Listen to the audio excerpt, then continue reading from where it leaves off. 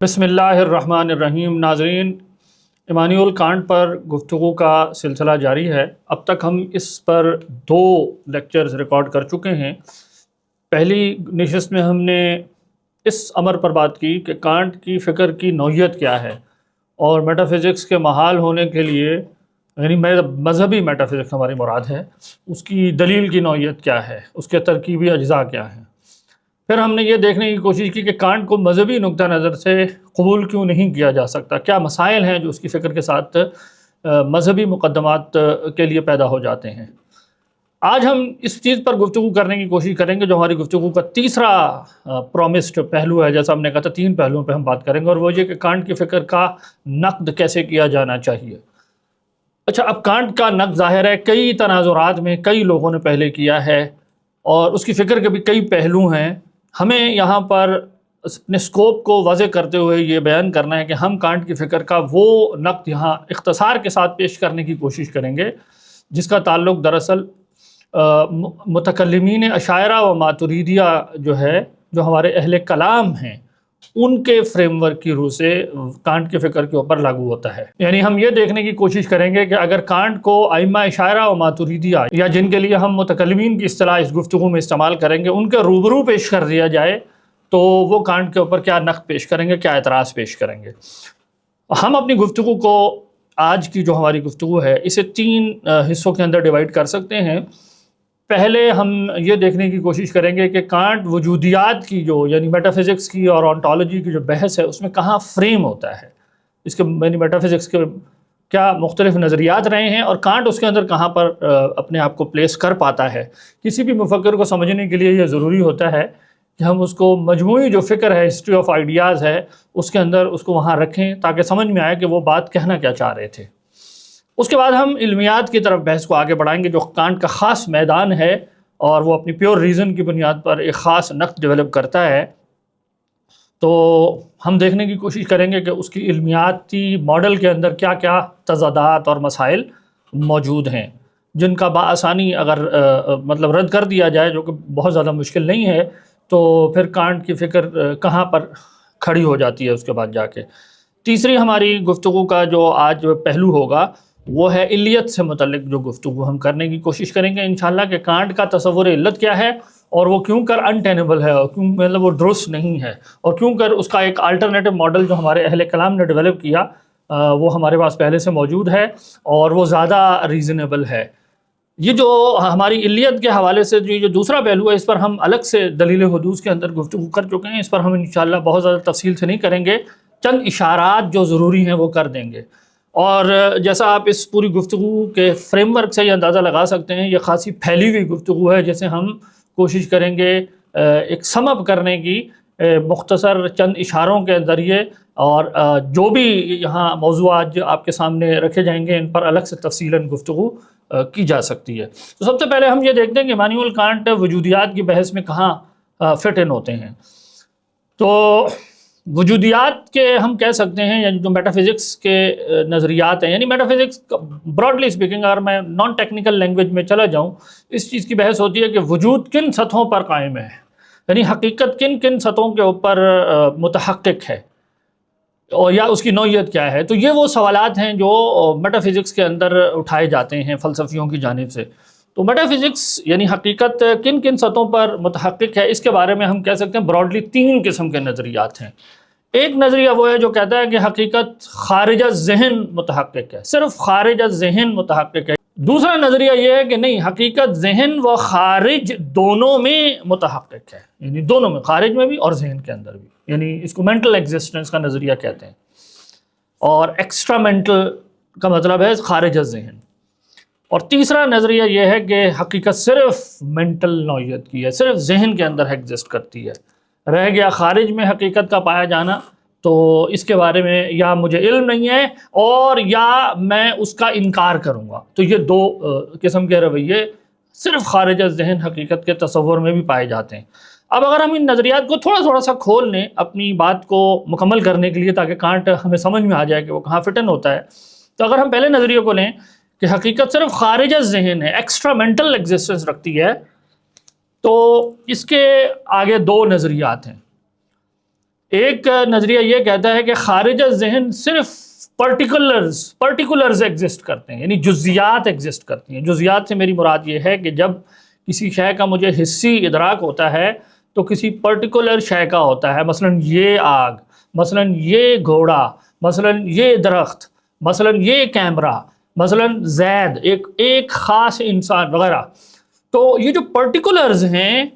خارج ذہن صرف یہی ایگزسٹ کرتے ہیں، ایک نظریہ یہ ہے۔ اور اس نظریے کے اسلامی تاریخ کے اندر اگر ہم پیچھے جائیں تو جو ائمہ عشائرہ اور ماتریدیہ ہیں وہ اس نظریے کے سپورٹ کرتے ہیں۔ اچھا، اس نظریے کی کنٹراسٹ سمجھنے کے لیے ہمیں اس کے سامنے دوسرا نظریہ لانا ہوگا کہ یہ ڈفرینٹ کس سے ہے۔ تو وہ دوسرا نظریہ در حقیقت وہ ہے جو یہ کہتا ہے کہ خارج میں جزیات اور کلیات یعنی پرٹیکولرز اور یونیورسلز دونوں ایگزسٹ کرتے ہیں۔ اچھا، یونیورسل سے یہاں کیا مراد ہے؟ یونیورسل سے مراد یہاں پر جو ہماری گفتگو کو آسان رکھنے کے لیے وہ کلی ماہیات ہیں، یعنی یونیورسل ایسنسز ہیں جو تمام پرٹیکولرز کے اندر گویا جو ایک خاص نوع کی پرٹیکولرز ہیں ان کے اندر وہ ریپیٹ ہو رہی ہوتی ہیں اور سائملٹینیسلی سب کے اندر پائی جا رہی ہوتی ہیں، سب کے اندر ایک ساتھ پائی جا رہی ہوتی ہیں۔ مثال کے طور پر جب میں نے زید کو دیکھا تو کسی خاص صفت یا چند صفات کے مجموعے کا نام میں نے رکھا انسان۔ تو یہ جو انسانیت زید کے ساتھ متحقق ہوتی ہوئی معلوم ہو رہی ہے کہ زید جب میں کہتا ہوں انسان ہے تو یہ انسان بذات، یہ جو تصور ہے کہ یہ انسانیت ایک ماہیت کے طور پہ جو زید میں مجھے نظر آئی اور پھر عمر میں بھی نظر آئی اور پھر راشد میں بھی نظر آئی اور تمام ان افراد میں پرٹیکولرز میں جن کو ہم انسان کہتے ہیں اس میں مجھے نظر آئی، تو یہ انسانیت پر سے اٹ سیلف کیا یہ بھی کہیں ایک الگ سے پائی جاتی ہے؟ تو جو پرٹیکولرز کے قائل ہیں ان کا نظریہ یہ ہے کہ یہ جو آپ نے ایک کامن چیز ان کے درمیان سے مشترک اخذ کرنے کی کوشش کی ہے، انسان، یا جیسے میں نے بہت سارے گھوڑے دیکھے، ظاہر ہے خارج میں جتنے گھوڑے پائے جاتے ہیں وہ سب ایک جیسے نہیں ہیں، کوئی کالا ہے مثال کے طور پہ، کوئی سفید ہے، کوئی بھورا ہے، کسی کے بال لمبے ہیں، کسی کا قد چھوٹا ہے، کوئی موٹا ہے، کوئی پتلا ہے، وغیرہ وغیرہ وغیرہ، اور کوئی ایک سپیس میں پایا جاتا ہے، کوئی دوسری سپیس میں پایا جاتا ہے۔ تو ہر گھوڑا دوسرے سے الگ ہے لیکن اس کے باوجود وہ سب گھوڑے ہیں۔ تو یہ جو گھوڑا پن ہے، ہارسنس، کیا یہ بھی کہیں متحقق ہے الگ سے؟ تو پرٹیکولرز کو کے قائل جو ہیں وہ یہ کہتے ہیں کہ نہیں، یہ گھوڑا پن اصل میں لینگویج کی توسعات سے پیدا ہونے والا ایک تصور ہے، یہ خارج میں کہیں نہیں پایا جاتا۔ اب ظاہر ہے یہ اس کی تفصیلات میں یہاں اس میں نہیں جانا چاہ رہا، میں صرف یہ بتانا چاہ رہا ہوں کہ دو نظریات میں فرق کیا ہے۔ تو جو خارج پر میں صرف جزیات کے قائل ہیں وہ کہتے ہیں کہ گھوڑا پن کا کہیں الگ سے کوئی وجود نہیں ہے، صرف یہ گھوڑا وہ گھوڑا اور بس ان کا وجود ہے۔ اب اگر آپ کے ذہن میں یہ سوال پیدا ہو رہا ہے کہ وہ کلی تصور جس کو ہم انسان یا گھوڑا وغیرہ کہتے ہیں وہ اس کو کیسے ایکسپلین کرتے ہیں، تو دے ہیو دیئر میتھڈ، ان کا اپنا ایک طریقہ ہے۔ اس کے برعکس جو کہتے ہیں کہ خارج میں جزوی اور کلی دونوں متحقق ہیں، تو وہ کہتے ہیں کہ کلی ماہیات موجود ہیں، وہ ان کا بھی ایک الگ سے وجود ہے، وہ کہاں وجود رکھتی ہیں؟ تو اس میں ایک نظریہ وہ ہے جو افلاطون کی طرف منسوب ہے، اور وہ یہ کہتے ہیں کہ یہ جو کلی ماہیات ہیں جیسے گھوڑا پن، انسان، ایک آئیڈیل انسان، آئیڈیل گھوڑا، ہر چیز کی ایک آئیڈیل فارم جو ہے وہ ایک الگ عالم میں پائی جاتی ہے جس کو وہ آئیڈیاز، ورلڈ آف آئیڈیاز کہتے ہیں، یا جس کو عالم مثال بھی ہم کہہ سکتے ہیں۔ وہ کہتے ہیں وہ وہاں پائی جاتی ہیں، اور دنیا کے اندر جتنی پرٹیکولرز ہیں ان کے اندر ان کی گویا کاپیاں پائی جاتی ہیں، ان کے اوپر گویا ان کا ایک عکس ہے، ایک پرتو ہے جو یہاں پایا جا رہا ہے۔ اس کے علاوہ دوسرا نظریہ اس قسم کے یعنی ماڈل کے بارے میں، یعنی حقائق خارج اور ذہن کلی اور جزوی دونوں فارم میں پائے جاتے ہیں، وہ ہے جو مسلمانوں کی تاریخ میں معتزلہ کے ایک گروہ کے اندر پایا جاتا تھا جو ابو ہاشم وغیرہ کے فالوورز تھے، اور ان کا کہنا تھا کہ کلی ماہیات جو ہیں جن سے یونیورسل پریڈیکیٹس، جیسے ہم کہتے ہیں کہ زید انسان ہے تو انسان ایک کلی ہے، تو یہ ایک یونیورسل خبر ہے یا یونیورسل پریڈیکیٹ ہے۔ ان یونیورسل پریڈیکیٹس کی توجیہ کے لیے ان کا ایک اپنا کلی ماہیات کا نظریہ تھا جس کو نظریہ حال کہتے ہیں۔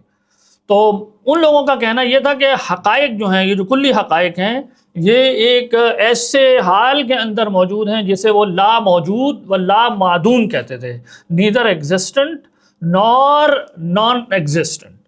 یعنی وہ کہتے تھے کہ یہ وجود اور عدم کے سوا ایک اور حالت ہے جس کو وہ ثبوت کہتے تھے۔ یعنی اصل میں معتزلہ اور وغیرہ کا یہ خیال تھا کہ ثبوت اور وجود ہم مانے نہیں ہیں، بلکہ ثبوت وجود سے ایک ٹرانسینڈنٹ ایک کیفیت ہے جس کو وہ نظریہ حال کہا کرتے تھے۔ تو یہ دوسرا ماڈل ہے اس بارے میں کہ کلیات جو ہیں وہ خارج میں موجود ہیں، کس حال میں موجود ہیں، اس کے بارے میں یوں سمجھ لیں کہ افلاطون کا نظریہ جو ہمارے معتزلہ گزرے ہیں اسلامی تاریخ میں اس سے تھوڑا سا فرق تھا۔ اب اگر یہ دو نظریہ سمجھ میں آ گئے تو ہم بات کو آگے بڑھاتے ہیں۔ جیسے ہم نے کہا کہ میٹا فزکس کے بارے میں 3 عمومی ماڈلز ہیں۔ ایک یہ کہ صرف خارج ذہن حقیقت ہے، دوسرا یہ کہ نہیں خارج ذہن بھی ہے اور ذہن میں بھی ہے، یعنی یہ دوسرا اوپینین ہے میٹا فزکس کے بارے میں۔ اس نظریے کے بھی آگے ہم کہہ سکتے ہیں 2 ماڈلز ہیں۔ یعنی ایک ماڈل یہ کہتا ہے کہ خارج میں کلیات جو ہیں وہ جزیات کے تحت متحقق ہیں، ان کے ایک پارٹ کے طور پہ متحقق ہیں، اور ذہن میں ایبسٹریکٹڈ فارم کے اندر متحقق ہیں۔ یہ ابن سینا کا موقف ہے۔ یعنی ابن سینا یوں سمجھ لیں افلاطون سے یوں اختلاف کر رہے ہیں کہ افلاطون نے کہا کہ خارج میں جو کلیات ہیں انسان، مثالی انسان کسی الگ عالم کے اندر پایا جاتا ہے، عالم مثال میں، تو ارسطو کہتے ہیں کہ نہیں، انسان نامی جو کلی ہے وہ ہر انسان کے اندر وہ پارٹ کے طور پہ اس میں موجود ہے۔ اصل میں جو ارسطو سے یہ ماڈل وہ بورو کرتے ہیں، ارسطو جو ہے وہ یہ کہتے تھے کہ وہ ہر جزوی کے نا کئی پارٹس کرتے ہیں۔ اب میں اس کی تفصیلات میں ہی نہیں جانا چاہ رہا۔ ان پارٹس میں سے ایک چیز وہ کہتے تھے اس کی ایک اسینشل ایٹریبیوٹ ہے جو اصل میں اس کی صحیح معنوں میں ماہیت وغیرہ کو ڈیفائن کر رہی ہوتی ہے، اور وہ ایک پارٹ کے طور میں اس کے اندر پائی جا رہی ہوتی ہے، اور وہ ساری جزیات کے اندر ہوتی ہے۔ اور ذہن کیا کرتا ہے کہ جب میں زید عمر بکر، یہ گھوڑا وہ گھوڑا اور یہ گھوڑا، ان 3 گھوڑوں کو دیکھتا ہوں تو وہ اس کے اندر سے وہ ایبسٹریکٹ کر لیتی ہے۔ اب ظاہر ہے وہ ایبسٹریکٹڈ گھوڑا پن یا ایبسٹریکٹڈ انسان کا جو تصور مجرد میرے ذہن میں ہے وہ خارج میں کہیں متحقق نہیں کہ میں اس کی طرف اشارہ کر کے کہہ سکوں کہ یہ وہ گھوڑا پن ہے جو میرے ذہن میں ہے۔ تو ارسطو اس لیے کہتے تھے کہ خارج کے اندر جو کلیات ہیں وہ ہر جزوی کے اندر متحقق ہیں، الگ سے کہیں نہیں ہے۔ تو دلیل کیا ہے کہ وہ موجود ہیں؟ تو وہ کہتے ہیں دیکھو میرا ذہن ایبسٹریکٹ کر سکتا ہے۔ تو ابن سینا نے یہاں سے مینٹل ایگزسٹنس کا ایک نظریہ بنایا کہ وجود گویا 2 سطحوں پر متحقق ہے، ایک خارج ذہن جو کلیات اور جزیات ہیں، جزوی تو ظاہر ہے مجھے حس میں نظر آ رہی ہے، لیکن کلی جو ہے وہ اس جزوی کے اندر چھپی ہوئی کہیں موجود تھی۔ ذہن کے اندر البتہ ایبسٹریکشن کی یہ صلاحیت تھی، اس نے اس کے جو ہے وہ ٹکڑے بکھرے کر کے یہ جان لیا کہ ایک اسینشل ماہیت بھی اس کے اندر چھپی ہوئی ہے اور وہ وجود ذہنی کے اندر موجود ہے۔ یعنی ایک خارج میں آگ ہے، ایک خارج میں انسان ہے، اور ایک ذہن میں ایک ماہیت ہے انسان کی جو ظاہر ہے وہ تمام ایٹریبیوٹس کے، جی خارج میں ذہن انسان ہلتا ہے، یہ وہ جو ذہن والا انسان ہے ظاہر ہے وہ ہل نہیں رہا، وہ ایک ایبسٹریکٹڈ فارم ہے۔ ذہن میں جو آگ ہے ظاہر ہے وہ نہیں جلا رہی، خارج والی آگ تو ظاہر ہے جلا رہی ہے۔ تو اس طرح سے ابن سینا جو ہے وہ ایک ڈول ماڈل کریٹ کرتے ہیں۔ کیا ارسطو کا بھی یہی مذہب تھا؟ اس بارے میں اختلاف ہو سکتا ہے کہ کیا واقعی ارسطو وجود ذہنی کے قائل تھے، یعنی مینٹل ایگزسٹنس کے قائل تھے؟ اگر وہ قائل تھے تو ابن سینا اور ارسطو کا مذہب یا موقف اس بارے میں ایک ہی ہے۔ اور اگر یہ کہا جائے کہ نہیں ارسطو مینٹل ایگزسٹنس کے قائل نہیں تھے، الگ سے کوئی اس کو تھیورائز نہیں کرتے تھے، تو پھر پہلا جو ہمارا نظریہ ہے کہ خارج میں ہی صرف حقائق موجود ہیں، ارسطو کی بات کو وہاں کہیں ایک الگ موقف کے طور پہ پلیس کیا جا سکتا ہے۔ حقائق خارج اور ذہن دونوں میں متحقق ہیں۔ اس کا دوسرا ماڈل وہ ہے جو ہماری فکر کے اندر وجودی جو مفکرین ہیں، ایگزسٹینشلسٹ ہیں، ان کے ہاں پایا جاتا ہے، جو یہ کہتے ہیں کہ حقائق یعنی جو کلی حقائق ہیں وہ خارج میں، دیکھیں اس میں تو کوئی اختلاف نہیں، جزئی خارج میں پائی جاتی ہے، یہ سب مانتے ہیں۔ اختلاف ہوتا ہے کلی کے بارے میں، ماہیت جو کلی اسینشل مطلب یہ کہ کلی ایسنسز ہیں ان کے بارے میں، یا جو مقولات ہیں جن کو کیٹیگریز کہتے ہیں ان کے بارے میں کیا آپ پوزیشن لیتے ہیں۔ تو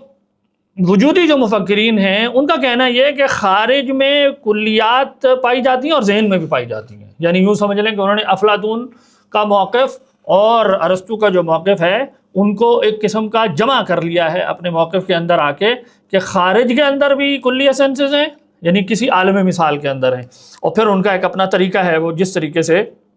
ان کلیات سے متعلق وجود کی 5 یا 6 لیئرز کریٹ کرتے ہیں کہ حقائق کیسے ایک دوسرے کے اوپر مرتب ہوتے ہیں مختلف منازل یا مراتب کے اندر۔ اور دوسری سطح پر وہ یہ کہتے ہیں کہ یہ ذہن کے اندر بھی ہیں، یعنی ذہن کے اندر بھی انسان نامی کلی متحقق ہے، خارج کے اندر بھی متحقق ہے۔ یہ ہے دوسرا موقف اس بارے میں کہ خارج میں اور ذہن کے اندر دونوں میں حقیقت پائی جاتی ہے۔ تیسرا ماڈل میٹا فزکس کے بارے میں وہ ہے کہ جو یہ کہتا ہے کہ ہم صرف ذہن میں حقیقت کے قائل ہیں، بس ذہن کے اندر پائی جاتی ہے۔ یہ کانٹ کا اصل میں موقف ہے۔ اگر آپ یاد کریں ہماری گفتگو سے تو آپ کو بآسانی سمجھ میں آ جائے۔ کانٹ اصل میں یہی بات کہتے تھے کہ میں صرف فینومینا کے بارے میں جانتا ہوں، رہ گیا نومینا تو میں اس کو تو نہیں جانتا، زید عمر بکر جو باہر پائے جاتے ہیں میں تو ان کو نہیں دیکھتا، ذہن میں ان کی تصویریں دیکھتا ہوں۔ تو کانٹ کا جو نظریہ ہے وہ یہ ہے کہ حقیقت اصل میں ذہن کے اندر متحقق ہوتی ہے، رہ گیا خارج تو مجھے اس کے بارے میں خبر نہیں ہے، امکان کے طور پہ وہ لے لے گا۔ اور کانٹ کے بعد میں کچھ اور آنے والے اور کچھ اس سے پہلے بھی گزرے ہوئے لوگوں نے یہ بات کہی کہ اگر میں واقعی تصویریں ہی دیکھتا ہوں تو پھر اس بات کی کوئی کیا دلیل ہے کہ خارج میں کوئی حقیقت متحقق بھی ہے؟ تو وہ کہتے ہیں بس حقیقت وہی ہے اور اسی قدر ہے جس قدر میرے ذہن کے اندر ہے، خارج میں الگ سے کسی حقیقت کو، کسی شے ان اٹ سیلف کو ماننے کی مجھے ضرورت نہیں رہ جاتی۔ تو یہ ہے مجموعی فریم ورک۔ تو اب آپ دیکھ سکتے ہیں کہ کانٹ کے اوپر ظاہر ہے اگر ایک وجودی فکر سے تعلق رکھنے والا شخص نقد کرے گا تو وہ اور پرنسپلز پہ کرے گا، لیکن اگر متقدمین اشاعرہ و ماتریدیہ جس کو ہم کہہ رہے ہیں کہ ہم ان کے لیے متکلمین کی اصطلاح استعمال کریں گے، وہ کانٹ کے اوپر جب نقد کریں گے تو ان کا نقد کا طریقہ بالکل الگ ہوگا۔ تو یہاں ہم اس میتھڈ کے ذریعے سے کانٹ کو ایویلویٹ کرنا چاہتے ہیں یا دیکھنا چاہتے ہیں۔ اب آ جائیے کانٹ کی فکر کے جو علمیاتی مسائل ہیں ان کی طرف۔ تو سب سے پہلے ہم یہ بات جاننا چاہیں گے کہ دیکھیں کسی بھی فکر کی اسٹرینتھ اس چیز سے جانچی جا سکتی ہے کہ وہ داخلی طور پہ ہم آہنگ ہے یا نہیں ہے۔ یعنی سب سے پہلا ٹیسٹ یہی ہوتا ہے کسی بھی بات کو علم پہچاننے کے لیے۔ انسانی عقل جس چیز کو سب سے پہلا معیار بناتی ہے وہ ہے انٹرنل نان کانٹراڈکشن، یعنی انسان اس بات کو علم ماننے کے لیے تیار ہی نہیں ہوتا جو داخلی طور پہ ہم آہنگ ہی نہ ہو۔ یعنی علم کا آپ سمجھ لیں سب سے کم ترین اگر کوئی آپ کہیں پیمانہ کیا ہے تو یہ ہے کہ انٹرنل کنسسٹنسی۔ تو ہم دیکھنا چاہتے ہیں یہ کانٹ کی فگر انٹرنلی کنسسٹنٹ ہے، اور کانٹ کے اوپر اس حوالے سے کیا کیا نقد پہلے کیے جا چکے ہیں، اور کانٹ اس کو ہم آہنگ بنانے کے لیے کیا بات کہنے پر مجبور ہے۔ تو کانٹ کی جو فکر ہے کہ جی ذہن میں تصویریں آتی ہیں اور ان تصویروں کی توجیہ کے لیے کچھ کیٹیگریز مجھے ماننی پڑیں گی ذہن میں، اس کو ٹرانسینڈنٹل آئیڈیلزم کا جو نظریہ کہتے ہیں۔ اس پر پہلا سوال یہ ہے کہ کیا یہ نظریہ بذات خود ٹرانسینڈنٹل آئیڈیلزم جس کو آپ کہہ رہے ہیں یہ سچ ہے یا سچ نہیں ہے، یہ حقیقت ہے یا حقیقت نہیں ہے؟ یہ پہلا سوال ہے جو کانٹ سے پوچھا جانا چاہیے۔ یعنی بنیادی بات یہ ہے کہ علم کی تعمیر سے متعلق یہ دعویٰ درست اور حقیقت ہے یا نہیں۔ اگر یہ حقیقت ہے، یعنی دو امکان ہے، یا یہ حقیقت ہے یا یہ بھی محض ایک خیال ہے، بس ایک خیال ہے۔ اگر یہ حقیقت ہے تو اس کی سچائی کی بنیاد کیا ہے؟ یعنی کانٹ کو اس کی سچائی کا علم کیسے ہوا؟ اپنے اس ٹرانسینڈنٹل نظریے کی سچائی کا علم کیسے ہوا؟ کیا یہ تجربے سے ماخوذ ہے؟ ظاہر ہے کانٹ یہ نہیں کہہ سکتا کہ مجھے تجربے سے پتہ چل گیا ہے کہ یہ سچ ہے۔ کیوں؟ کیونکہ جو کنڈیشنز ہیں جو نالج پاسبل کرتی ہیں وہ پرائر ٹو تجربہ ہے، وہ تجربی امپریشنز کے اوپر لاگو ہوتی ہیں۔ تو کانٹ یہ بات نہیں کہہ سکتا کہ مجھے اپنی ٹرانسینڈنٹل آئیڈیلزم کا جو سچائی ہے وہ معلوم ہو گئی ہے کس چیز سے؟ وہ مجھے معلوم ہو گئی ہے تجربے سے۔ پہلی بات یہ کیا ہے، اور اگر یہ کہہ بھی دے تو اس کے خیال میں تجربے سے تو صرف امپریشنز اور اپیرنسز آتے ہیں، وہ حقیقت نہیں ہوتی۔ تو پہلی بات یہ کہ کانٹ کو یہ بتانا چاہیے کہ اس کی سچائی کا علم کیسے ہوا۔ اچھا، اب اگر یہ کہے کہ مجھے اس کے پاس جو دوسرا ہے وہ کیٹیگریز، تو وہ جو ساخت ہے، ذہنی خاکے ہیں، کیا اس سے اس کو سچائی کا علم پتہ چل گیا ہے؟ ظاہر ہے وہ تو کوئی سچائی کے بارے میں خبر دیتی ہی نہیں ہے اس کے خیال میں، یہاں تک کہ کوئی تجربی امپریشن آ جائے۔ تو کانٹ دونوں کی طرف ریفر نہیں کر سکتا۔ تو کانٹ کو بتانا ہوگا کہ اس کی سچائی کا علم کیسے ہوا، اور اگر کانٹ یہ نہیں کہتا کہ یہ سچائی ہے تو اس کا مطلب یہ بھی پھر ایک خیال ہے۔ تو اگر یہ ایک نرا خیال ہے تو کسی اثباتی دعوے کے لیے اس نرے خیال کو کانٹ کیسے استعمال کر سکتا ہے؟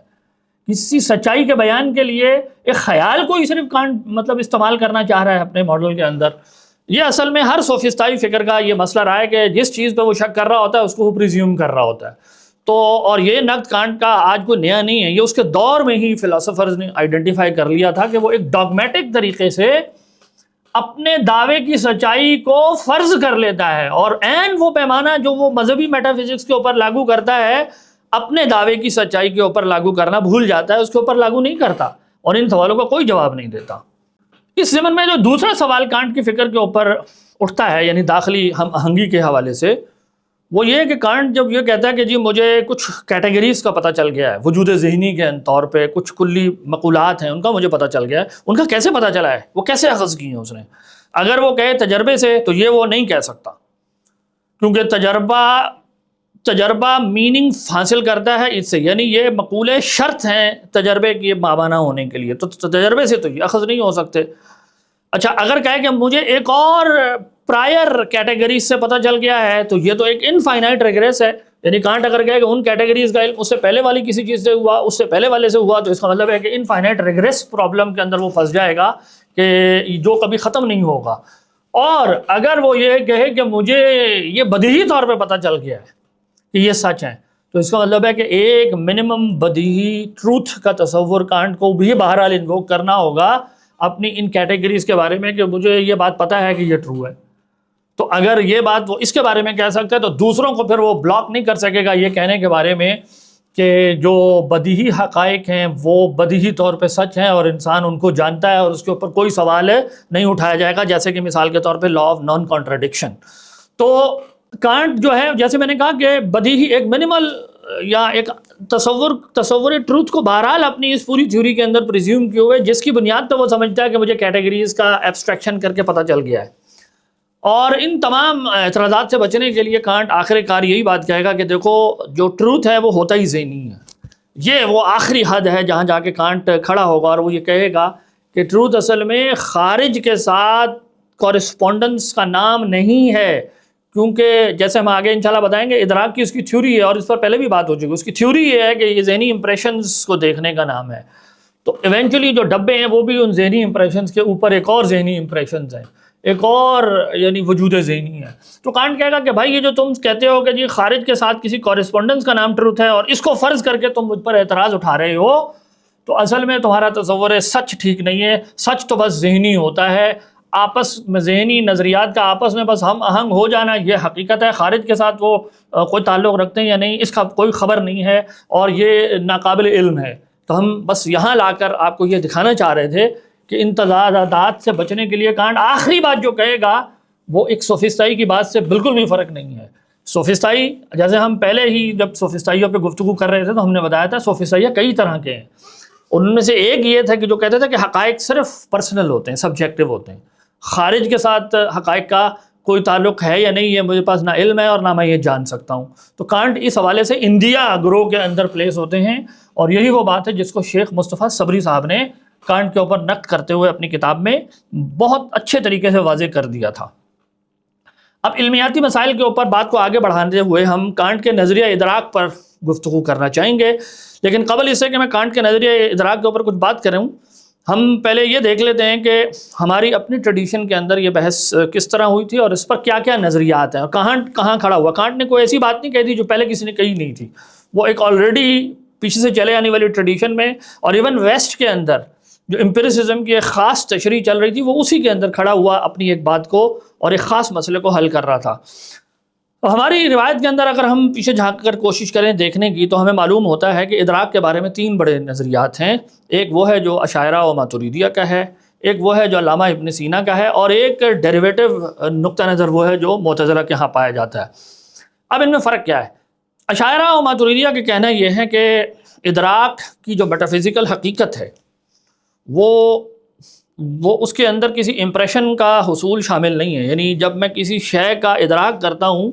تو شے کے ساتھ یہ ایک براہ راست تعلق ہے جس میں شے جیسی کہ وہ ہے وہ میرے لیے پریزنٹ ہوتی ہے، مجھے ظاہر ہوتی ہے۔ مثلا اگر کیمرہ کالے رنگ کا ہے تو یہ کالا ہونا کیمرے کی ایٹریبیوٹ ہے جس کو میں براہ راست ایک تعلق کے اندر کیمرے کو دیکھتے ہوئے معلوم کر لیتا ہوں، یعنی کیمرے سے کسی تصویر کا ذہن پر چسپاں ہونا یہ ادراک کی حقیقت میں کوئی شامل نہیں ہے، بلکہ ادراک ایک ڈائریکٹ ریلیشن شپ کا نام ہے سبجیکٹ اور آبجیکٹ کے، اور ایک خاص علم، ایک خاص نوعیت کا علم حاصل ہو جانا جو ہر حصی یعنی جو ہمارے 5 سینسز ہیں اس کے ساتھ ایسوسیٹڈ ہے، وہ ایک خاص قسم کا علم جو ہے وہ جب مجھے حاصل ہو جاتا ہے، ایک خاص قسم کا شعور حاصل ہو جاتا ہے سبجیکٹ کو، تو بس یہ ہے ادراک، یعنی حاصل ہو جانے سے مراد ہے کہ اس کی حقیقت جان لینا، یہ مراد ہے، اس کا امپریشن کا حصول مراد نہیں ہے۔ اس کے برعکس جو علامہ ابن سینا ہیں وہ انڈائریکٹ ریئلسٹ تھے، جس کو ریپرزنٹیشنلزم بھی کہا جاتا ہے، اور ویسٹ کے اندر جو ایمپیریسزم کی تحریک ہے جان لاک آن ورڈز، اور جس میں کانٹ اور ہیوم سب شامل ہیں، ان کا خیال یہ تھا علامہ ابن سینا کا کہ بھائی جو میں جب کسی شے کو دیکھتا ہوں یا سنتا ہوں یا جو کچھ بھی یعنی حسی ادراک میں جب 5 سینسز، اس کے ذریعے سے ذہن کو ایک تصویر منتقل ہوتی ہے، ایک انطباع ہوتا ہے، ایک امپریشن حاصل ہوتا ہے۔ تو ادراک میں شے کو نہیں دیکھتا بلکہ شے کے اس امیج کو دیکھتا ہوں جو ذہن پر قائم ہوتا ہے۔ تو ادراک نام ہے میرے اور میرے ذہن میں قائم ہونے والے اس امپریشن کے درمیان ایک ربط کا، نہ کہ شے اور میرے درمیان کسی ربط کا۔ اب یہ دو الگ قسم کے نظریات ہیں۔ ریپرزنٹیشنلزم یہ کہتی ہے کہ میں حقیقت کو ایک انٹرمیڈیری چیز کے ذریعے جانتا ہوں، نہ کہ براہ راست وہ شے جو سامنے موجود ہوتی ہے۔ تو علامہ ابن سینا نے جب یہ پوزیشن لے لی کہ بھئی ادراک نام ہے انطباع کا، حصول امپریشنز کا، اور وہ یہ ذہنی کے اندر ہوتا ہے جو حادث شے کے ساتھ لاحق ہے، اور وہ ایک پرٹیکولر چیز کا ہوتا ہے، تو ظاہر ہے اس سارے پروسیس میں حدوث انٹروڈیوس ہو جاتا ہے، اور خدا تعالیٰ چونکہ حدوث سے ماوراء ہیں، تو علامہ ابن سینا نے اپنی تھیوری کو فالو کرتے ہوئے یہ کہا کہ خدا سمیع و بصیر نہیں ہے حقیقی معنی میں، یعنی ادراک کے جو حقیقت ہے اس کے معنی میں خدا سمیع و بصیر نہیں ہے، اور اسی لیے وہ کہتے تھے کہ خدا جو ہے وہ جزیات کا علم نہیں رکھتا، کیونکہ حسی ادراک جزی کا ہوتا ہے، اور وہ خدا کے لیے محال ہے ان کے نظریے میں۔ تو وہ کہتے تھے خدا جزیات کا علم نہیں رکھتا بلکہ وہ جزیات کو کلی طریقے سے جانتا ہے۔ اب یہ ایک الگ بات ہے، ظاہر یہاں میں نہیں جانا چاہ رہا۔ یہاں سمجھنے کی بات یہ ہے کہ جب امپریشن کا انہوں نے نظریہ لیا تو اس کو ایک پورا فالو کیا۔ اس کے برعکس جو ائمہ اشاعرہ اور ماتریدیہ ہیں، اب اگر ہم ان کی بات کی طرف واپس جائیں، وہ کہتے ہیں کہ ادراک کی حقیقت میں امپریشن کا تصور کا نظریہ ہی غلط ہے۔ یعنی ادراک کی میٹا فزیکل حقیقت کے اندر اگر کوئی چیز شامل ہے تو وہ 4 باتیں ہوں گی: subject, object of perception, subject ایسا ہو جو ذی حیات ہو، اور چوتھی بات یہ کہ اس کے اندر ادراک پایا جائے۔ ادراک پایا جانے کا کیا مطلب ہے؟ شے جیسی وہ ہے اس کا علم پایا جائے، بس۔ اس کے علاوہ ادراک کی حقیقت میں کوئی 5ویں چیز شامل نہیں ہے۔ اب ہم معتزلہ کے نظریے کو اگر پیش کریں یا کمپیئر کریں اشاعرہ و ماتریدیہ سے، تو معتزلہ کا کہنا یہ تھا کہ یہ جو ایک خاص قسم کی کاٹھی ہے، ایک خاص قسم کی یعنی ساخت ہے ہماری پرسیپشن، چیزوں کو پرسیو کرنے والی چیزوں کی، مثال کے طور پہ آنکھ، مثال کے طور پہ کان۔ اب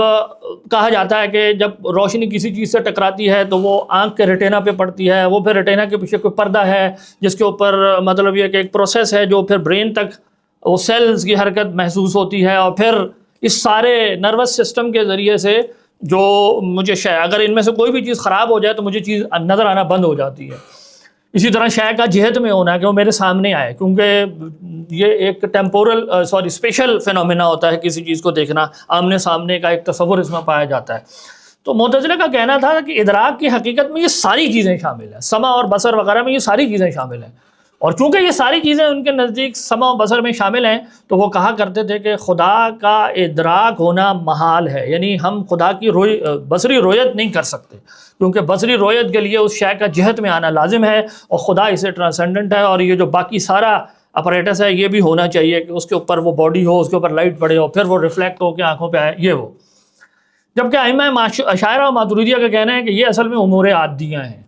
ہم انشاءاللہ اگر زندگی رہی جب ذات باری کی صفات کے اوپر بات کریں گے تو شاید اس پر کچھ مزید تفصیل سے روشنی ڈال دیں۔ امور عادیہ کا مطلب یہاں صرف اتنا ہے کہ یہ اللہ تعالیٰ کی عادت ہے کہ وہ اس دنیا میں چیزوں کو اسی طریقے سے ہمیں دکھاتے ہیں، لیکن یہ کہنا کہ آنکھ کی یہ خاص ساخت یہ نیسیسری ہے، ادراک کی حقیقت میں شامل ہے، یہ نہ ہو تو ہمیں عام کا وہ حقیقت مشاہدہ ہو ہی نہیں سکتا۔ وہ کہتے ہیں کہ یہ ایک دعویٰ ہے جس کی کوئی دلیل نہیں ہے، یہ ادراک کی حقیقت میں یہ چیزیں شامل نہیں کی جا سکتی۔ کیوں نہیں کی جا سکتی؟ اس کے دلائل الگ سے بیان کیے جا سکتے ہیں۔ تو اصل میں یہ اللہ تعالیٰ کی عادت ہے کہ وہ مثال کے طور پہ ایک خاص قسم کی زبان کے سٹرکچر سے آواز پیدا کر دیتا ہے، حالانکہ اس میں کوئی چیز محال نہیں ہے کہ وہ آواز کان سے آنے لگی، یعنی یہ زبان ایک گوشت کا لوتھڑا ہے، اگر اس سے آواز پیدا ہو سکتی ہے تو کسی اور گوشت کے حصے سے بھی ہو سکتی ہے، اور اس میں کوئی چیز ایسی محال نہیں ہے۔ کان سے جو کام اللہ تعالیٰ لے رہے ہیں یہ ایک عادت کے تحت ہے، یہ بغیر کان کے بھی اللہ تعالیٰ سماعت کسی کے اندر ڈال سکتے ہیں، کیونکہ اگر یہ نظریہ مان لیں تو پھر ماننا ہوگا مثال کے طور پہ فرشتوں کی بھی آنکھیں ہوتی ہیں، جنوں کی بھی، اور ایسی ہی ہوتی ہیں، کیونکہ اگر خاص کاٹھی کو آپ نے بنیاد بنا لیا تو یہ سارے مشکلات اس کے اندر آنا شروع ہو جاتی ہے۔ خیر، تو ہماری بات یہاں یہ سمجھنے کی ہے کہ ادراک کی حقیقت سے متعلق یہ 3 قسم کے نظریات پائے گئے ہیں، اور ہر نظریے کے ساتھ کچھ مسائل تھے جو آگے پیدا ہوتے تھے اور جس کو ہماری روایت دیکھتی چلی آئی ہے۔ اب یہاں آپ سمجھ سکتے ہیں کہ کانٹ اور جو اس سے پہلے کی جو مغرب کی روایت چلی آ رہی تھی امپیریسزم کی، اس کے اندر امپیریسزم کا یہ والا نظریہ اختیار کیا گیا جس کو علامہ ابن سینا کا نظریہ آپ کہہ سکتے ہیں کہ ادراک ریپریزنٹیشنلزم کا نام ہے، یعنی ہم خارج سے حاصل ہونے والے امیجز کو دیکھ رہے ہوتے ہیں۔ گویا آپ اگر سمجھنے کے لیے بات کو سمجھنا چاہتے ہیں تو یوں دیکھ لیں، گویا ادراک کوئی ایسی چیز ہے کہ میں ایک چھوٹا سا انسان ہوں جو اپنے ذہن میں بیٹھا ہوا ہوں، اور ایک سکرین لگی ہوئی ہے جس کے اوپر امیجز آ رہے ہیں، اور میں ان امیجز کو دیکھتا ہوں، بس خارج کو میں نہیں دیکھتا، جن چیزوں کے وہ امیجز ہیں ان کو وہ میں نہیں دیکھ رہا ہوتا۔ اب دیکھیں کانٹ کا مسئلہ کیا تھا جس کو وہ حل کر رہا تھا۔ ہیوم نے اصل میں جس پرابلم کو براڈلی اسپیکنگ ہائی لائٹ کیا تھا وہ یہ تھا کہ بھائی یہ جتنے حصی امپریشنز ہیں یہ تو پرٹیکولرز کے ہوتے ہیں، تو ان پرٹیکولرز کو جوڑ کر جو ایک کلی علم انسان کو حاصل ہوتا ہے کسی بھی چیز کا، یہ جو آپ کے جملے ہوتے ہیں زید انسان ہے، یہ چیز ایسی ہے، یہ ایک یونیورسل پریڈیکیٹ آگے آ رہا ہوتا ہے، اس کی توجیہ کیسے کریں گے؟ تو ہیوم کو پرٹیکولرلی کازیلٹی میں یہ مسئلہ آیا، اس نے کہا کہ 2 چیزوں کے امپریشن کو جوڑنے والا جو ربط ہے جس کو کاز کہتے ہو وہ تو خارج میں موجود نہیں ہوتا، تو یہ کازل ایفیکٹ کو کیسے ایکسپلین کرتے ہو، اس کا تو کوئی امپریشن نہیں ہے۔ تو اس نے اپنے تئیں ایک حل پیش کرنے کی کوشش کی کہ یہ ایک ذہنی عادت کے طور پہ وہ اس کو علمیاتی طور پہ اس کی توجیہ کرتا ہے۔ کانٹ نے کہا کہ ہاں یہ تو ایک گہرا مسئلہ ہے کہ ذہن کے جتنے اجزاء ہیں جو امپریشنز ہیں وہ سب منتشر ہوتے ہیں، وہ مربوط نہیں ہوتے ٹو بگن ود، تو ان کو مربوط کرنے کی توجیہ کیسے پیدا کی جائے؟ اس کا جواب ہے اس کی کیٹیگریز، وہ جو کہتا ہے کہ ایک پیور فارم آف انٹیوشن ہوتی ہے اور پیور فارمز آف تھاٹس ہوتی ہیں، وہ سارے مقولے، وہ ساری کہانی کانٹ اصل میں ان وجود ذہنی کو، وہ جو ذہن کے امپریشنز ہیں ان کی توجیہ کرنے کے لیے لاتا ہے کہ میرے پاس جو ایک علم، کلی علم کے طور پر، جو مربوط علم کے طور پر جو ایک ہمیشہ ایک مجھے علم حاصل ہوتا ہے اشیاء کے بارے میں، اس کی توجیہ ریپریزنٹیشنلزم میں یوں ہو سکتی ہے کہ میں ان منتشر اجزاء کے اوپر کلی مقولے فرض کر لوں جن کا کام یہ ہے کہ وہ ان کو جوڑ کر ایک بامعنی علم میرے لیے پیدا کر دیتے ہیں۔ تو گویا یوں سمجھ لیں کہ کانٹ کا حل کیا، پیش کردہ حل کیا تھا کہ کچھ وجود ذہنی یعنی منتشر اجزاء یا امیجز کو ایکسپلین کرنے کے لیے کچھ اور امیجز کو ذہن میں فرض کر لو جو ان سے زیادہ جنرل اور ان سے زیادہ یعنی عمومی نوعیت کے ہیں، تو وہ وجود ذہنی کو ایکسپلین کرنے کے لیے ایک اور وجود ذہنی لے آیا۔ تو یہ کانٹ کے مطلب یہ کہ ماڈل کا کل حاصل تھا، یعنی کانٹ اصل میں اسی طرح کی کوشش کر رہا تھا اپنے تئیں کہ جیسے وہ لاجک میں ہوتا ہے نا کہ ہم 2 پریمیسز سے کنکلوژن جب ڈرا کرتے ہیں تو اصل میں ایک فارم آف ڈیڈکشن بھی ہوتی ہے، آرگومنٹ، جو ہم نے اس پر اپنی گفتگو کی تھی، آپ وہ سن سکتے ہیں کہ دلیل یعنی جو استدلال سے حاصل ہونے والا علم ہے اس کی نوعیت کیا ہوتی ہے، وہاں ہم نے اس کی بتائی سی تفصیل سے، جیسے زید انسان ہے، زید پھر انسان فانی ہے تو زید فانی ہے، یہ جو ہم اس طرح کی ایک فارم بنا لیتے ہیں، اور وہاں ایک فارم کے بغیر ہم 2 پریمس سے نتیجے تک نہیں پہنچتے۔ کانٹ اصل میں یہی کہنے کی کوشش کر رہا تھا سنگولر پریمسز کے بارے میں، کہ جو ہمارا ایک پریمس ہوتا ہے کہ زید انسان ہے، اس میں بھی وہ کہتا ہے کہ ایک سبجیکٹ پریڈیکیٹ کا ریلیشن شپ ہے، تو ہر سبجیکٹ پریڈیکیٹ ریلیشن شپ کے لیے ذہن کے اندر جو اجزاء ہیں اس کے اوپر ایک کلی فارم فرض کرنا ضروری ہے جو اس کے خیال میں اس کی پیور فارمز آف انٹیوشن اور 12 کیٹیگریز جو ہیں وہ فراہم کرنے کے لیے کافی ہیں۔ تو یہ اصل میں کانٹ کا پورا یعنی ماڈل ہے کہ جو سادہ و مرکب تصورات کی صورتیں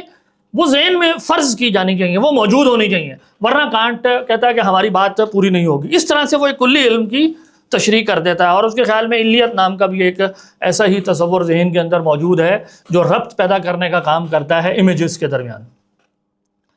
اب اگر ہم اس پر بات کو آگے بڑھائیں تو ہم بآسانی دیکھ سکتے ہیں کہ کانٹ جو نومینا اور فینومینا کی تقسیم کھڑی کرتا ہے وہ اصل میں اسی پر قائم ہے، یعنی جب کانٹ کہتا ہے کہ میں صرف نومینا کو نہیں جانتا، صرف فینومینا کو جانتا ہوں، تو یہ کس پر مبنی ہے؟ وہ ریپریزنٹیشنلزم کے اوپر کھڑی ہے یہ بات کہ بھائی میں صرف تصویریں دیکھتا ہوں ذہن میں، خارج کو تو دیکھتا ہی نہیں ہوں۔ اب یہاں سے آپ سمجھ سکتے ہیں کہ اگر آپ ریپریزنٹیشنلزم پر ہی سوال اٹھا دیں تو کانٹ کا یہ نامنا اور فینامنا کی جو تقسیم ہے، جس کو ہم جعلی تقسیم کہتے ہیں، یہ خود بخود گر جائے گی۔ یعنی متکلمین آ کہیں گے کہ بھائی یہ تمہارا مفروضہ ہی غلط ہے حقیقت کے ادراک کے بارے میں۔ اسی طریقے سے کانٹ یہ جو بات کہتا ہے کہ جی حسی تجربہ یا ادراک صرف زمانی اور مکانی شے کا ہو سکتا ہے،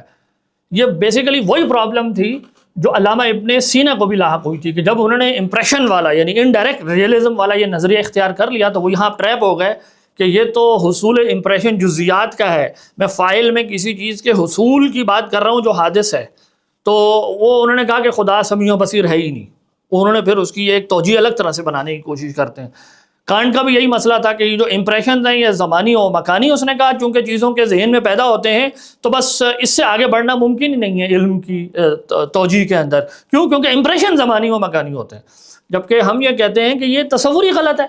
یعنی آپ دیکھیں اس پرابلم کو متکلمین پہلے ٹیکل کر چکے ہیں علامہ ابن سینا سے کہ بات کرتے ہوئے کہ بھائی تمہارا پرابلم یہ ہے کہ تم نے ادراک کے بارے میں غلط نظریہ قائم کر لیا ہے اور اس لیے تم اس ٹریپ میں پھنس گئے ہو کہ اب یہ کیسے ممکن ہے کہ خدا کا بھی ادراک ہو سکے انسان کے لیے، کیونکہ خدا کا ادراک ہونے کا مطلب ہے اس کا امپریشن آ رہا اور خدا نان مطلب یہ کہ مٹیریل بینگ ہے۔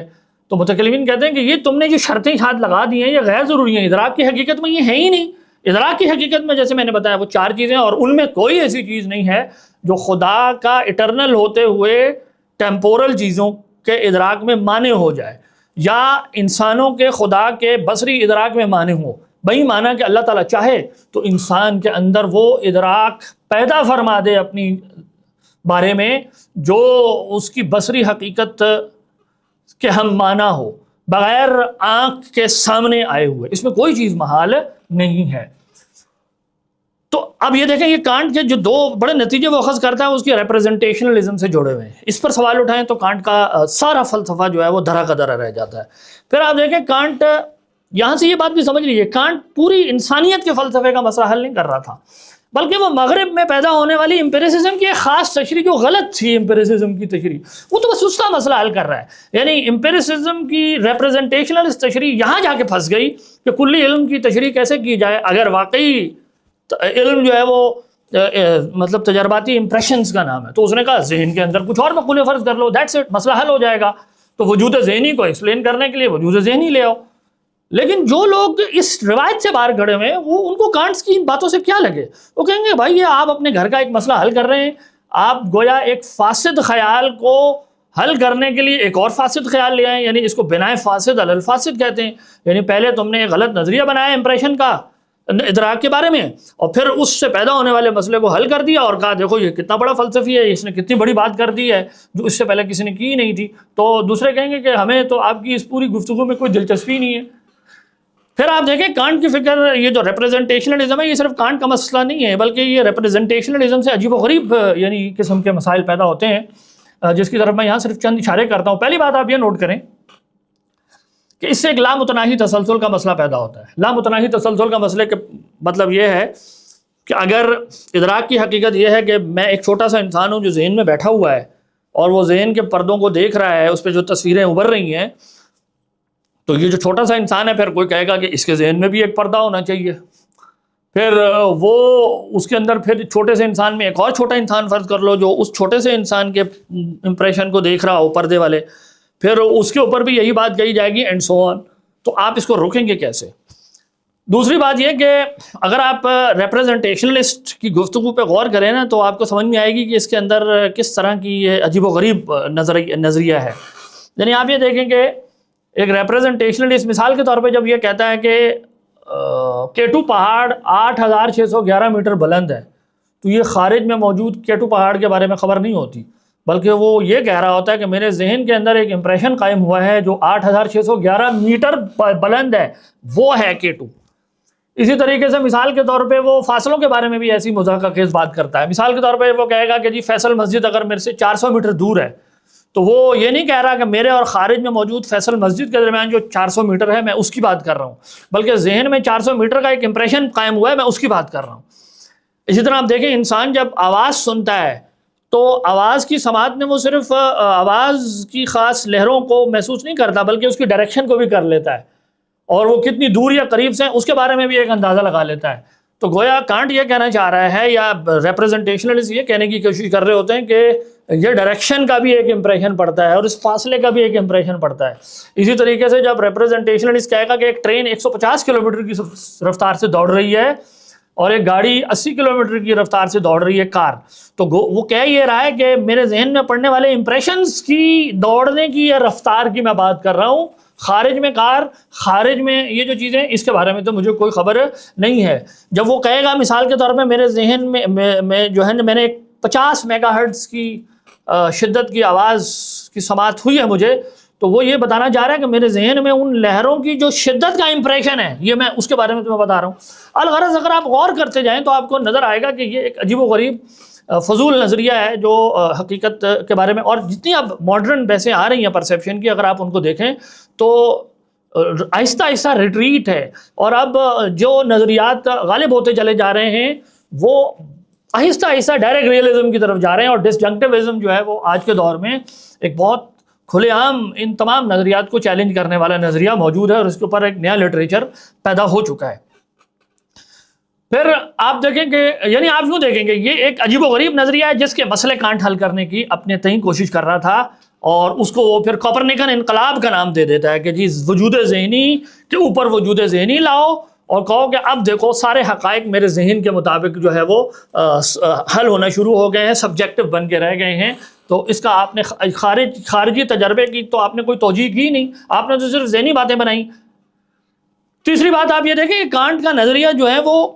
یہ جو ریپریزنٹیشنلزم ہے صرف کانٹ کے ساتھ خاص نہیں ہے، یہ ایک خاص قسم کی سوفسٹائیت کی طرف لے جا رہا ہے، اور میں اس کی طرف پیچھے آپ کو اشارہ کر رہا ہوں۔ کانٹ ایونچولی کہے گا کہ اپنی باتوں کو بچانے کے لیے،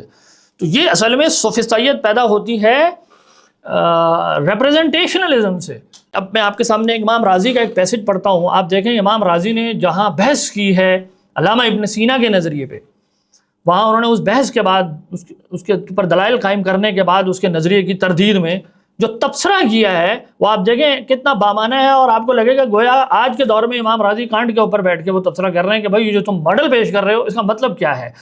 تو ابن سینا کے ریپریزنٹیشنلسٹ ماڈل پر بحث کے بعد امام رازی یہ لکھتے ہیں، یہاں میں اس کا ترجمہ پڑھتا ہوں، آپ عربی عبارت دیکھ سکتے ہیں۔ امام صاحب کہتے ہیں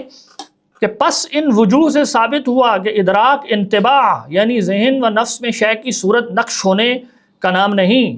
بلکہ حقیقت یہ ہے کہ یہ ایک نسبتی اور اضافی حالت ہے جو ہمیں شے کے ساتھ حاصل ہوتی ہے۔ چنانچہ ہم بدیہی طور پر جانتے ہیں کہ جب ہم زید کو دیکھتے ہیں تو ہماری قوت بینائی کی اس کے ساتھ ایک خاص نسبت ہوتی ہے۔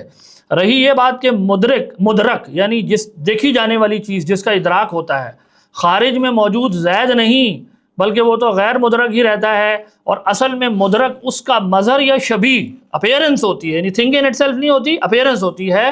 تو ایسی سب باتیں بالکل واضح و قطعی بدیہی علوم میں شک ڈالنے کے مترادف ہیں۔ اس قسم کی باتوں کو عقلی طور پر تسلیم کرنے کا انسان کے ذہن میں خیال آنا بھی مناسب نہیں، چاہے جائے کہ انہیں بحث کا موضوع بھی بنایا جائے۔ تو ایسا لگ رہا ہے کہ وہی بات جو علامہ ابن سینا جس ٹریپ کا شکار ہوئے تھے، اصل میں ویسٹرن ٹریڈیشن جب اپنے فلسفے کو آگے بڑھاتی ہے تو وہ ریپریزنٹیشنلزم کو اختیار کر کے اس کا ٹریپ کا شکار ہو گئی، اور امام رازی گویا آج بھی ان کو بتا رہے ہیں کہ this is where you people are wrong.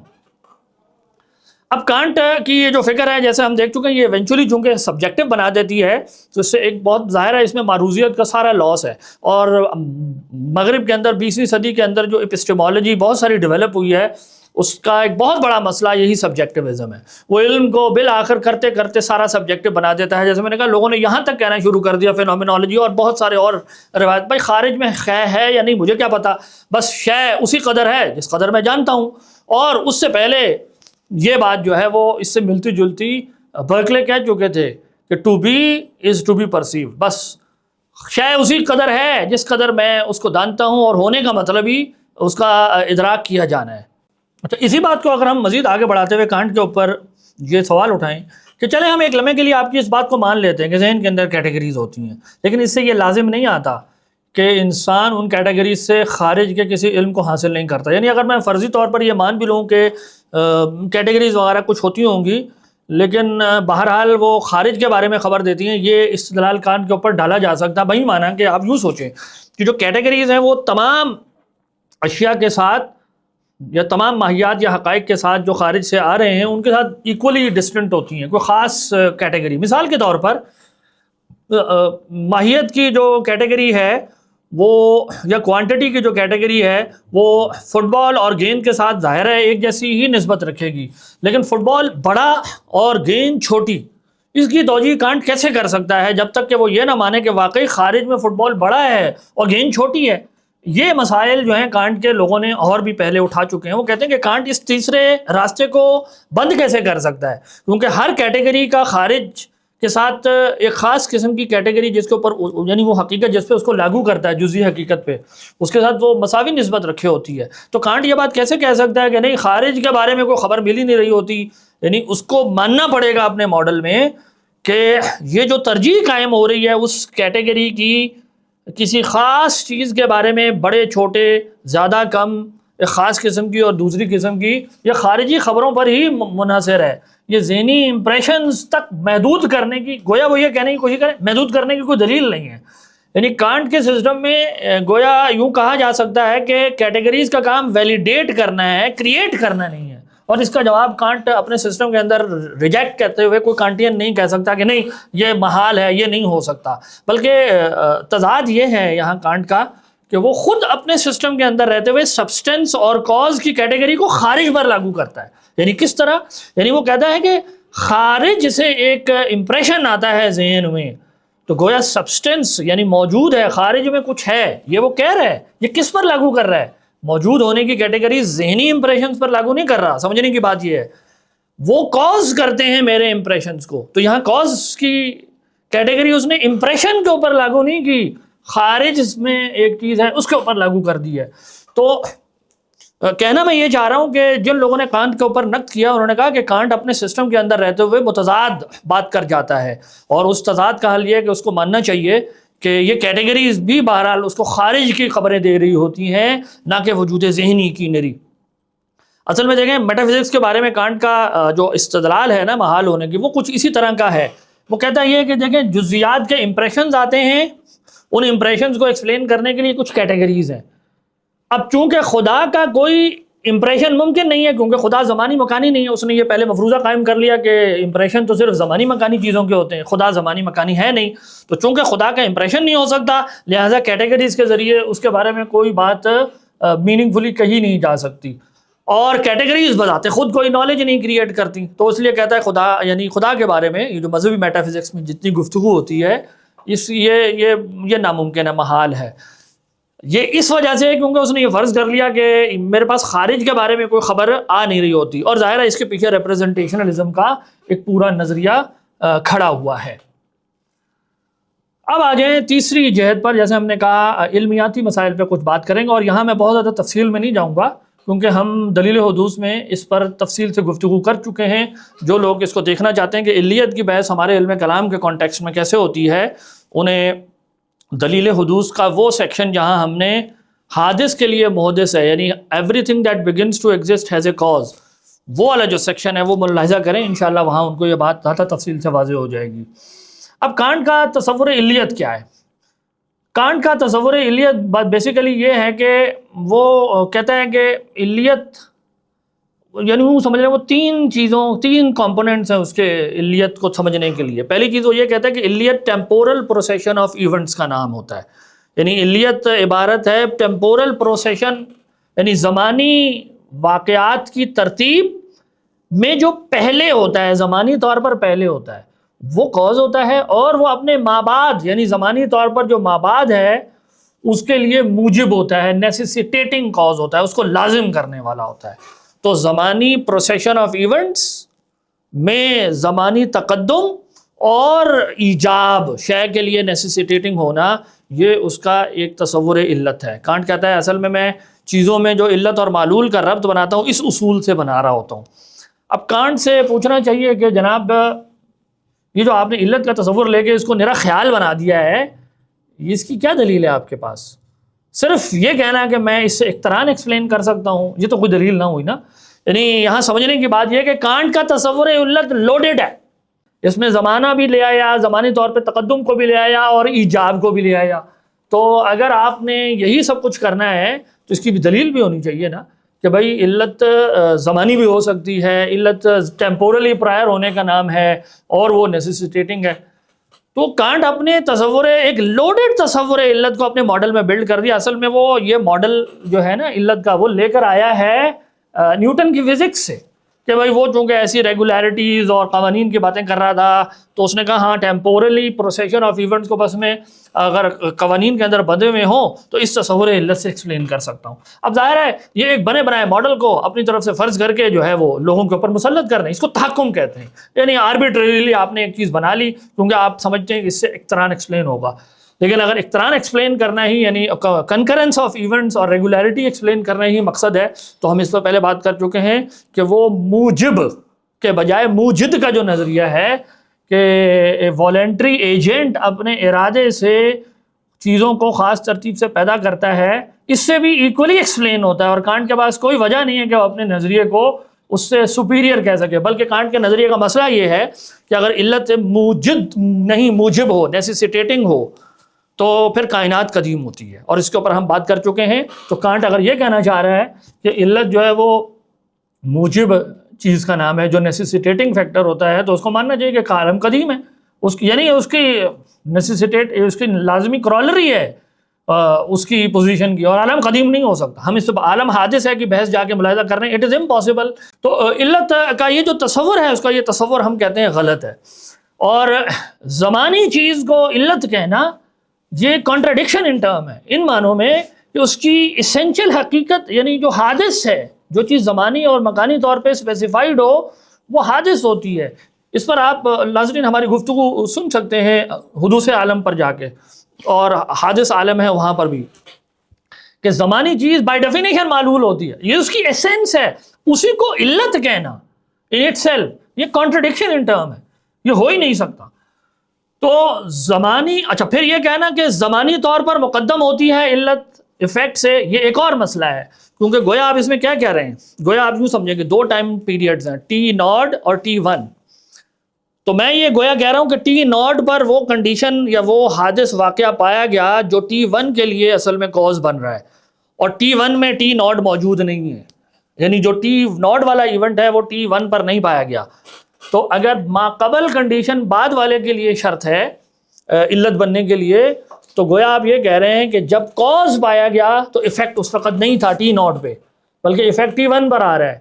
اور جب T1 پہ ایفیکٹ ہے اس وقت کاز نہیں ہے، کیونکہ آپ نے کاز پہ شرط لگائی ہے کہ وہ ماقبل ہوتا ہے. تو گویا آپ یہ کہہ رہے ہیں کہ ایفیکٹ تب پایا جاتا ہے جب کاز نہیں ہوتا، جس لمحے وہ موجود نہیں ہوتا. اور جس لمحے کاز پایا جاتا ہے T0 اس لمحے ایفیکٹ نہیں پایا جاتا. جبکہ یہ کاز کی جو بنیادی شرط ہے اسی کی خلاف ہے کہ کاز اور ایفیکٹ میں جس کو کہتے ہیں طرد اور عکس ضروری ہے، یعنی وہ نیسیسری اور سفیشینٹ کنڈیشنز ہوتے ہیں، ان میں دونوں طرف دو طرفہ ریلیشن ہوتا ہے کہ جب کاز ہو تو ایفیکٹ بھی ہو، اور جب کاز نہ ہو تو ایفیکٹ نہ ہو. تو یہ دونوں طرف ریلیشن اس کا پایا جاتا ہے. جبکہ یہاں پر کانٹ کی گویا یہ تھیوری یہ بتا رہی ہے کہ کاز جب پایا جاتا ہے اس وقت ایفیکٹ نہیں ہوتا، ایفیکٹ نے تو بعد میں آنا ہے، اور جب ایفیکٹ نے پایا جانا ہے اس وقت کاز ہی نہیں ہوتا. تو پھر جب وہ ہے ہی نہیں اس وقت تو وہ کاز کیسا ہے اس کا؟ تو یہ یعنی مسائل ہیں جو کازیلٹی کے اس کے تصور میں بلٹ ان ہے. یہاں تک کہ وہ کاز کو کسی اور معنی میں لے کے کوئی چیز ہے جو بیچ میں چلتی ہوئی یہاں سے وہاں چلی گئی، جیسے ارسطو کہتا تھا تاثیر پوٹینشیلٹی، لیکن ظاہر ہے کانٹ وہ بات نہیں کہہ سکتا. تو آپ کہہ سکتے ہیں کہ کانٹ کے تصور علت میں تین قسم کی غلطیاں ہیں. پہلی چیز یہ کہ وہ معلول کو علت فرض کرتا رہا، یعنی جو اسینشلی ہے یہ معلول اس کو علت کہہ رہا ہے. دلیل کیا ہے؟ کوئی نہیں. دوسری بات یہ کہ علت کو موجب کے معنی میں یعنی اس نے فرض کر لیا، جبکہ وہی فائدہ جو وہ موجب سے تصور سے حاصل کرنا چاہ رہا ہے وہ موجد کے تصور سے بھی بآسانی حاصل کر لیتا ہے انسان. اور زیادہ اچھی ایکسپلینیشن ہے اس میں، کائنات کے قدیم ہونے کا وہ محال تصور بھی لازم نہیں آتا جو موجب علت ہونے سے لازم آتا ہے. اور تیسری چیز یہ کہ وہ علت کو زمانی طور پر ماقبل چیز کہنا شروع کر دیتا ہے. تو یہ اگر آپ ان چیزوں کو رد کر دیں تو ہمیں بہت آسانی سے یعنی یہ بات سمجھ میں آ جاتی ہے کہ جو وہ استدلال کرتا ہے میٹا فزکس کے محال ہونے کا وہ کوئی بامعنی نہیں ہے۔ تو اب اگر ہم خلاصہ کریں کانٹ کی یعنی پورے پروجیکٹ کو کیسے جواب دیا جا سکتا ہے، تو مختصراً بات یہ کہ پہلی بات ہم یہ کہیں گے کہ آپ کا ڈائریکٹ ریئلزم کا نظریہ غلط ہے۔ یہ حقیقت خارج میں جو موجود ہے اس کے ساتھ ایک لنک ہوتا ہے، اور یہاں میں خارج کے حقائق معلوم کرتا ہوں۔ تو پہلی بات یہ کہ جیسے میں نے آپ کو بتایا تھا کہ کانٹ کیا کہے گا کہ عالم حادث ہے، یہاں حدوث ذہنی ڈبے کا نام ہے، خارج سے متعلق خبر نہیں ہے۔ تو ہم کہیں گے کہ یہ ڈائریکٹ ریئلزم کو چھوڑنے کی وجہ سے یہ آپ کو غلط فہمی قائم ہوئی ہے، یہ جو آپ نے ایک سوفسٹائیا گرو ٹائپ کا نظریہ اپنا لیا، یہ اس کا مسئلہ ہے۔ تو حدوث خارجی شے کی ہی صفت ہے کہ وہ عدم سے وجود میں آئی ہے، یہ مجھے اس کے بارے میں پتہ چل گیا ہے دلیل سے۔ پھر آپ کہتے ہیں کہ حادث کے لیے محدث ہے، آپ نے اس کے اوپر کہہ دیا کہ یہ تو صرف علت کا قانون صرف ذہنی کیٹیگریز کے اندر لاگو ہو رہا ہوتا ہے، ذہنی امپریشنز کے درمیان وہ کیٹیگری لاگو کرتی ہے۔ تو ہم کہہ رہے ہیں یہ بھی غلط ہے، علت کے اندر نہ زمانے کا تصور شامل ہے، بلکہ علت ہونے کے لیے لازم ہے کہ علت transcendent to time and space ہو، کیونکہ اگر علت جس کو آپ کہہ رہے ہیں وہ زمانے میں آ گئے تو وہ معلول ہوگی، وہ خود بیک کرے گی علت کو، کہ جو اس کی اس تخصیص کو کہ خاص زمانے میں خاص جگہ پر وہ ظاہر ہو گیا ہے نہ کہ کسی اور جگہ۔ یہ تو اس کی احتیاج ہے کہ اس کو جو ایکسپلینیشن کے لیے اپنا ایک جواز مانگ رہی ہوتی ہے۔ اس کو آپ ملاحظہ کریں ہماری دوسری جگہ پر گفتگو میں، یہاں بات اگر میں نے اس طرف لے گیا تو بہت زیادہ طویل ہو جائے گی۔ تو ہم یہ کہتے ہیں کہ ہم آپ کے اس تصور علت کو بھی یعنی رد کرتے ہیں جو کہ غلط ہے، اس کی انٹرنل پرابلمز ہیں اور اس کی سوائے کوئی توجیہ آپ کے پاس نہیں ہے کہ آپ اسے اقتران ایکسپلین کرنا چاہ رہے ہیں، تو وہ اس کے علاوہ بھی ہوتا ہے۔ تو جب آپ کے یہ تمام پرابلمٹک قضیے ہیں کہ میں خارج کے بارے میں خبر نہیں حاصل کرتا، بلکہ ہم کہتے ہیں کرتا ہے ڈائریکٹ ریئلزم کے ذریعے سے، مجھے خارجی کے بارے میں خبر ملتی ہے،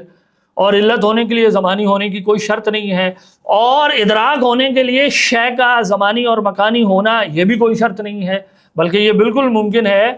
کہ ایک ٹائم لیس بینگ